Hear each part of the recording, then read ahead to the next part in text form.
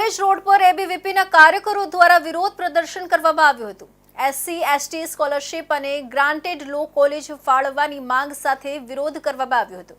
એબીવીપીના કાર્યકરોએ રસ્તા રોકો આંદોલન કર્યું હતું અને વિરોધના નારા લગાવ્યા હતા।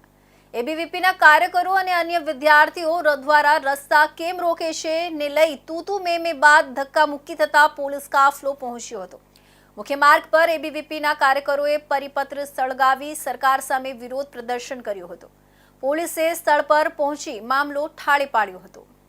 વલસાડમાં કોલેજ રોડ પર એબીવીપીના કાર્યકરોએ SC/ST સ્કોલરશિપ અને ગ્રાન્ટેડ લો કોલેજની માંગને લઈને વિરોધ પ્રદર્શન કર્યું હતું। આ દરમિયાન એબીવીપી અને NSUIના કાર્યકરો વચ્ચે ઘર્ષણ થયું હતું। વિરોધ પ્રદર્શન દરમિયાન એબીવીપીના કાર્યકરોએ રસ્તા રોકો આંદોલન કર્યું હતું અને સરકાર વિરોધી નારા લગાવ્યા હતા।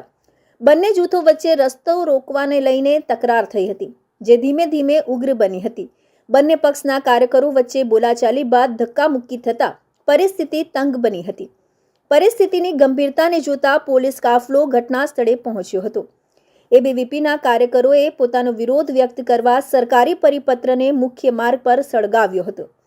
સમગ્ર ઘટનાના લાઈવ દ્રશ્યો સોશિયલ મીડિયા પર વાયરલ થયા હતા। પોલીસે ત્વરિત કાર્યવાહી કરીને પરિસ્થિતિને કાબૂમાં લીધી હતી અને બંને પક્ષના કાર્યકરોને શાંત પાડ્યા હતા। આ ઘટના દર્શાવે છે કે વિદ્યાર્થી સંગઠનો વચ્ચે વધતી તકરાર અને શૈક્ષણિક માંગણીઓને લઈને ઊભી થતી પરિસ્થિતિ ચિંતાજનક છે, જેના માટે યોગ્ય સંવાદ અને નિરાકરણની જરૂર